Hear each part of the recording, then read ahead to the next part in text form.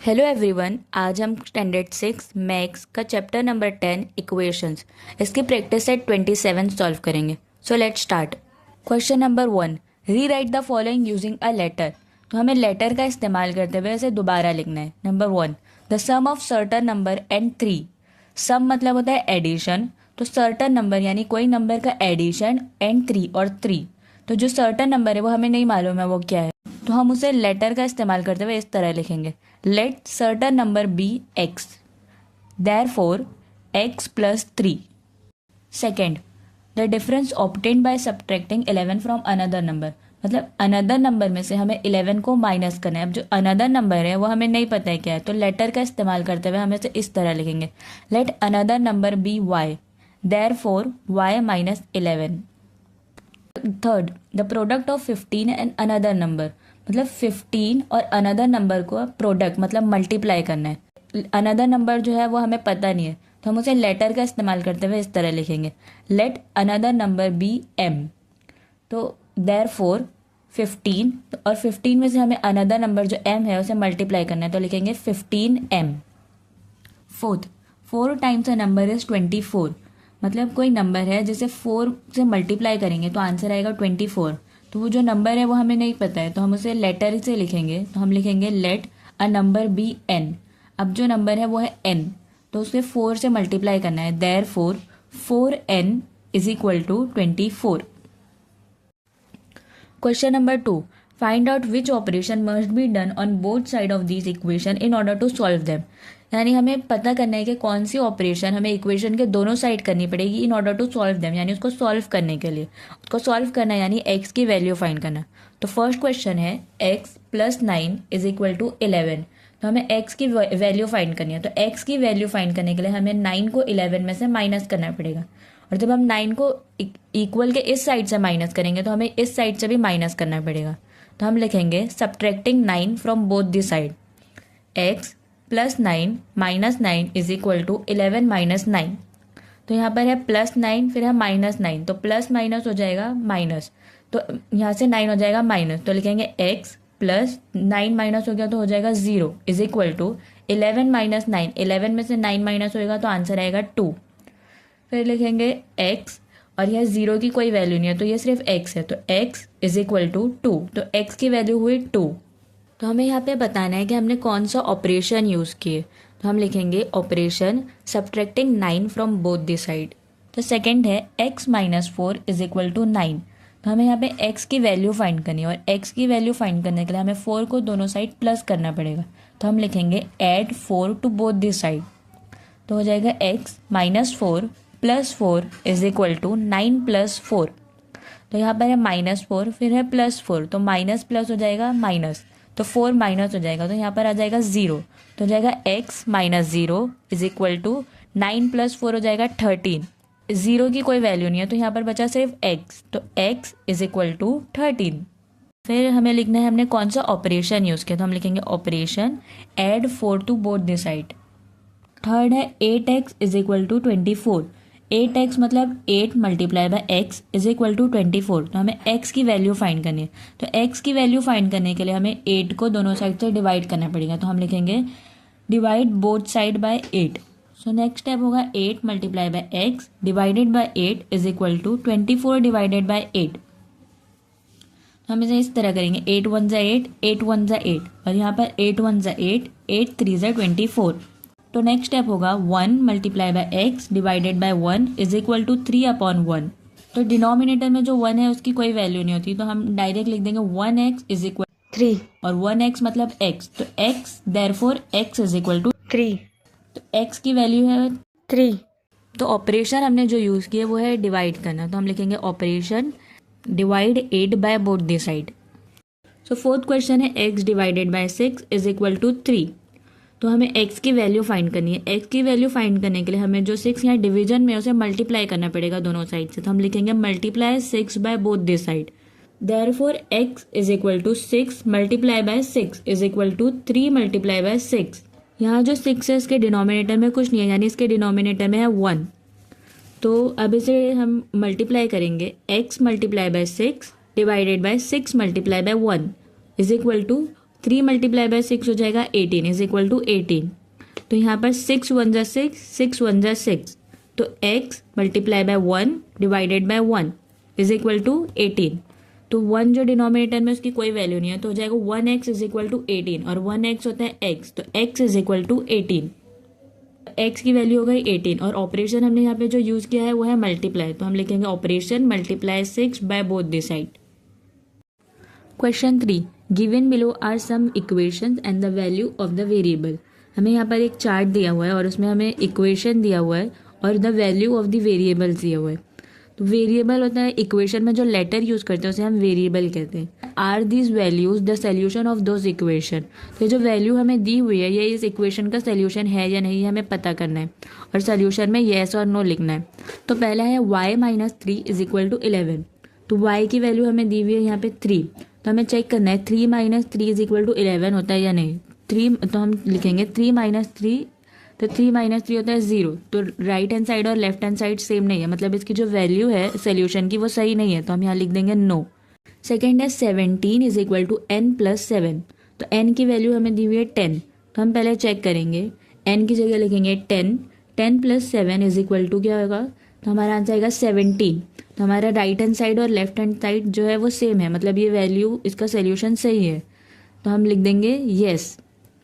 Third है 30 is equal to 5x। x की value हमें दी हुई है 6, तो हम पहले लिख के देखेंगे 5 मल्टीप्लाई बाय x की वैल्यू है 6, तो 6, तो 5 मल्टीप्लाई बाय 6, तो हमारा आंसर आएगा 30। तो हमारा राइट हैंड साइड और लेफ्ट हैंड साइड सेम है, तो मतलब ये इसकी वैल्यू सही दी हुई है, तो हम लिख देंगे yes.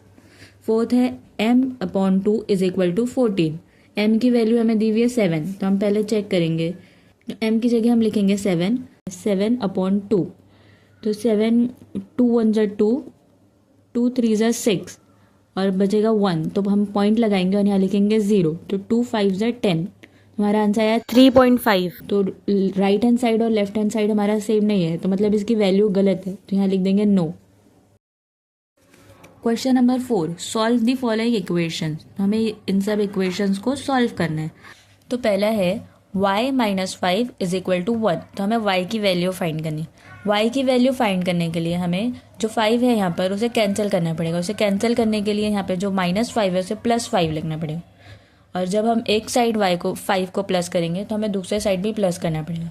Therefore y minus 5 plus 5 is equal to 1 plus 5, और हमें यहाँ पे लिखना भी पड़ेगा हमने कौन सा ऑपरेशन किए, तो हम लिखेंगे adding 5 to both the side. So therefore y, और यहाँ पर है -5 प्लस 5, तो माइनस प्लस हो जाएगा माइनस, तो हो जाएगा 0, तो y minus 0 is equal to 1 plus 5 हो जाएगा 6, तो 0 की कोई वैल्यू नहीं है, तो हम लिखेंगे therefore y is equal to 6। तो हमारा फाइनल आंसर होएगा y is equal to 6। y की वैल्यू क्या है 6। इसी तरह सेकेंड है 8 is equal to t plus 5। तो हमें t की वैल्यू फाइंड करनी है। तो t की वैल्यू फाइंड करने के लिए t के साथ जो 5 प्लस में है हमें उसे कैंसिल करना है, और वो प्लस में है उसे कैंसिल करने के लिए हमें 5 को दोनों साइड से माइनस करना पड़ेगा। तो हम लिखेंगे therefore 8 minus 5 is equal to t plus 5 minus 5, और ऑपरेशन में लिखेंगे subtracting 5 from both the side. Therefore 8 minus 5 हो जाएगा 3 इज इक्वल टू t, और यहाँ पर है +5 माइनस 5, तो +5 माइनस 5 हो जाएगा 0, तो t plus 0। Therefore 3 is equal to t, therefore t is equal to 3, तो हमारा फाइनल आंसर है t is equal to 3। t की वैल्यू क्या है 3। थर्ड है 4x इज इक्वल टू 52। तो x की वैल्यू फाइंड करनी है। 4x मतलब x multiply by 4 is equal to 54। तो x के साथ जो यहाँ पर 4 है हमें उसे कैंसिल करना है, और इसे कैंसिल करने के लिए वो मल्टीप्लाई में है तो हमें उसे डिवाइड करना पड़ेगा। तो लिखेंगे 4 multiply by x divided by 4 is equal to 52 divided by 4, और ऑपरेशन लिखेंगे dividing 4 from both the side. Therefore 4 1 जा 4, 4 1 जा 4, और यहाँ पर होगा 4 1 जा 4, 4 13 जा 52। So therefore 1 multiply by x upon 1 is equal to 13 upon 1। तो ये जो दोनों 1 डिनोमिनेटर में इसकी कोई वैल्यू नहीं है, तो हम इसे हटा सकते हैं। तो हम लिखेंगे 1x इज इक्वल टू 13, तो 1x होता है x, तो x इज इक्वल टू 13, तो फाइनल आंसर होएगा x इज इक्वल टू 13।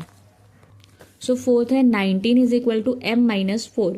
तो हमें m की वैल्यू फाइंड करनी है। m की वैल्यू फाइंड करने के लिए m के साथ जो 4 है हमें उसे कैंसिल करना पड़ेगा। तो वो माइनस में है तो हमें क्या करना है, 4 को दोनों साइड प्लस करना है। तो इसलिए देयरफॉर 19 + 4 = m - 4 + 4। तो ऑपरेशन में लिखेंगे adding 4 to both the side. So therefore 19 + 4 = 23। तो लिखेंगे 23 = -4 + 4 हो जाएगा 0, तो लिखेंगे m - 0। So therefore 23 = m। तो क्या होगा, m = 23। तो फाइनल आंसर हमारा होएगा m = 23। फिफ्थ है p/4 = 9। हमें p की वैल्यू फाइंड करनी है। p की वैल्यू फाइंड करने के लिए जो 4 यहाँ पे डिवाइड में है हमें उसे दोनों साइड से मल्टीप्लाई करना पड़ेगा। तो हम लिखेंगे p/4 × 4 = 9 × 4। ऑपरेशन में लिखेंगे multiply 4 to both this side. जो 4 यहाँ पर हमने लिखी है इसके डिनोमिनेटर में कुछ नहीं है, यानी इसके डिनोमिनेटर में 1 है। तो देयरफॉर p × 4 / 4 × 1 = 36। तो 4 1 = 4, 4 1 = 4। Therefore p × 1 / 1 = 36। तो डिनोमिनेटर में जो 1 है इसकी कोई वैल्यू नहीं होती है, तो इसके लिए 1p = 36। 1p = p, therefore p = 36। तो हमारा फाइनल आंसर होगा p = 36। तो सिक्स्थ है x + 10 = 5। तो हमें x की वैल्यू फाइंड करनी है, उसके लिए हमें 10 को दोनों साइड से माइनस करना पड़ेगा। तो x + 10 - 10 = 5 - 10। ऑपरेशन में लिखेंगे subtracting 10 from both the side.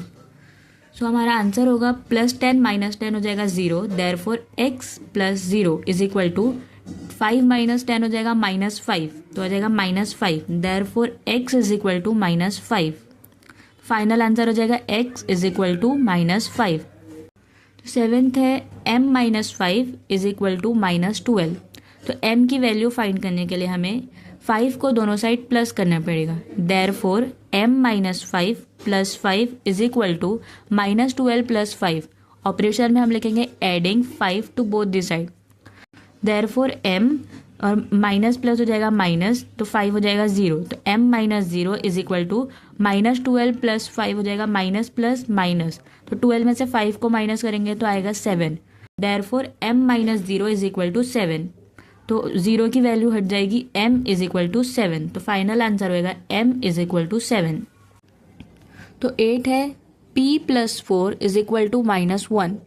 तो p की वैल्यू फाइंड करने के लिए हमें 4 को दोनों साइड से माइनस करना पड़ेगा। Therefore p + 4 - 4 = -1 - 4।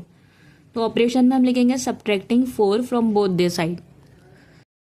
देयरफॉर p, और यहाँ प्लस माइनस है तो हो जाएगा माइनस, तो हो जाएगा 0। तो p + 0 = यहाँ पर है -1 - 4, तो माइनस माइनस हो जाएगा प्लस, तो 1 + 4 = 5, तो -5। Therefore p + 0 = -5। तो p = -5। तो फाइनल आंसर हो जाएगा p = -5।